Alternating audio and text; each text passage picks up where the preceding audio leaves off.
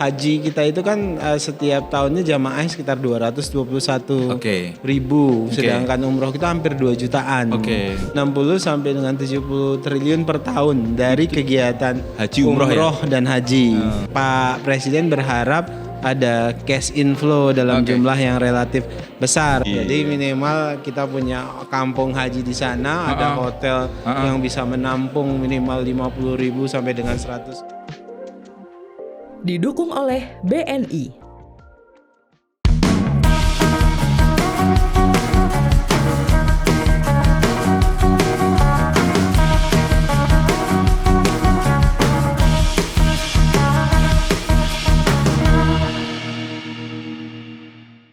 Kalau biasanya Don Cuan ngajak cuan-cuan yang berkaitan dengan duniawi, kita cari cuan yang berbau dengan langit kali ini, alias ekonomi haji dengan Bang Daniel Simanjuntak, Wakil Kepala BP Haji. Bang, sehat Bang? Alhamdulillah, assalamualaikum.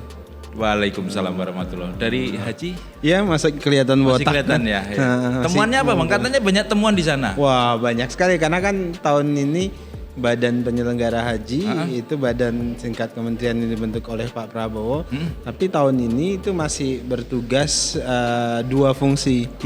Dukungan dengan pengawasan. Dukungan dan pengawasan. Ya, jadi kita melakukan tugas-tugas dukungan terhadap Kementerian Agama. Yang terakhir tahun 2025 ini sebagai penyelenggara haji, karena 2026 semuanya dimigrasikan sepenuhnya di Badan Penyelenggara Haji. Kemudian tugas kedua kita melakukan pengawasan terhadap penyelenggaraan haji tahun 2025 sebagai bahan evaluasi kita nanti untuk penyelenggaraan 2026. Artinya ini sudah mulai transisi artinya. Oh iya, sudah mulai transisi seiring dengan undang-undang. Undang-undang kan sedang direvisi nih. Sekarang sudah dibalik dan insya Allah tahun ini paling lambat Juli Agustus harusnya sudah selesai. Tahapan transisinya baik-baik aja kan nanti Bang? Harusnya baik-baik saja. Tapi kan memang banyak, saya tidak ingin tutup-tutupi, memang banyak transisi kelembagaan di kementerian, pemecahan kementerian itu tidak mudah karena melibatkan banyak proses panjang, ada status quo juga gitu. Apalagi ini terkait dengan haji yang memang ruang lingkupnya itu besar, kapasitas ekonominya besar dan sebagainya. Apalagi ini kan kami migrasinya itu mulai dari tingkat pusat sampai dengan ke bawah, ke daerah. Jadi institusi yang cukup besar. Jadi harus bermigrasi bedol desa begitu ke satu institusi baru yang dibentuk oleh Presiden. Karena ini untuk kebutuhan masyarakat luas, karena haji ini kan begitu luas, harusnya transisinya yang baik. Wong Pak Jokowi dengan Pak Prabowo aja untuk kepentingan masyarakat transisinya baik kan, gitu Bang. Bisa dicontoh kan itu? Harusnya begitu. Gitu. Dan kita berharap transisi ini baik, kemudian artinya karena ini sudah keputusan Presiden, ya sudah semuanya bermigrasi. Institusi lama harus juga menerima keputusan Presiden karena ini presidensial. Dan tentu kita berharap tahun depan proses transisi pelaksanaan haji oleh institusi baru itu bisa berjalan dengan jauh lebih baik. Semoga ini tidak berkaitan langsung dengan ekonomi haji. Uang perputarannya itu begitu luar biasa. 60 sampai 70 triliun. Iya, 60 sampai dengan 70 triliun per tahun dari kegiatan haji umroh dan haji. Haji berapa? Haji kita itu kan setiap tahunnya jamaah sekitar 221 ribu, sedangkan umroh kita hampir 2 jutaan. Jadi tahun itu ya hampir 2,5 juta orang berangkat ke Saudi Arabia. Dan di situ ada perputaran uang, dan sebagian besar uang itu cash outflow, Mas. Nah, Pak Presiden berharap ada cash inflow dalam jumlah yang relatif besar. Itulah caranya ya itu tadi, kita harus memaksimalkan bagaimana misalnya ya hotel-hotel itu bisa juga menjadi bagian dari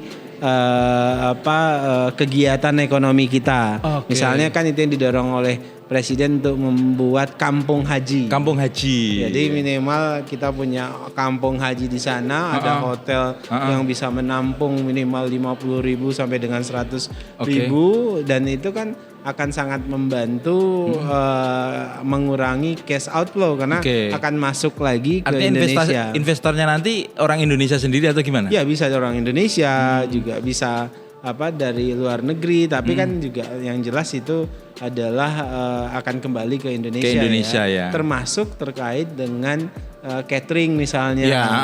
Kan selama ini raw material, bahan baku catering kita itu masih berasal dari negara lain. Misalnya rendang kita aja masih bumbu-bumbunya itu masih banyak dari Bangladesh, Pakistan, India.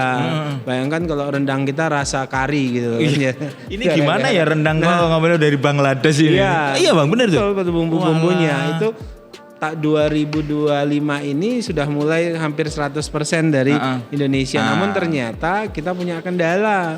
Kendalanya itu adalah di otoritas dalam negeri Saudi Arabia masih mempermasalahkan terkait dengan izin kandungan kira-kira BPOM-nya itu masih ada kendala di situ. Bisa lah itu diselesaikan gampang dengan lah diplomasi dan sebagainya. Itu bagi yang produksi bumbu-bumbu dijual di warung-warung bisa diekspan nanti bisa dianu kan Bang ya?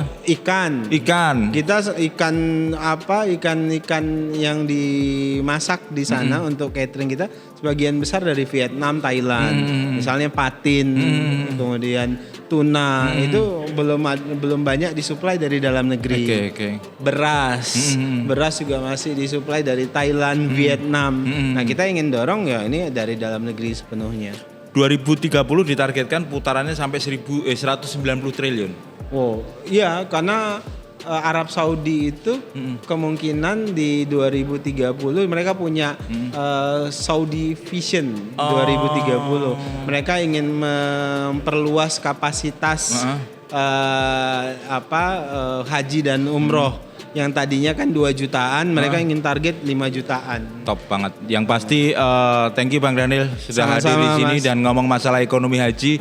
Yang pasti haji ini bukan cuma ritual tahunan tapi juga bisa ekonomi tahunan kita, bisa mendorong ekonomi kita, bisa terus membangkitkan ekonomi Indonesia.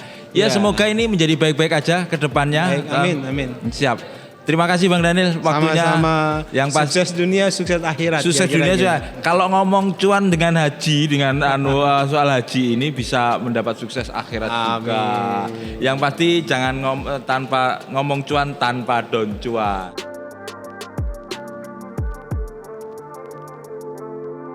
Didukung oleh BNI.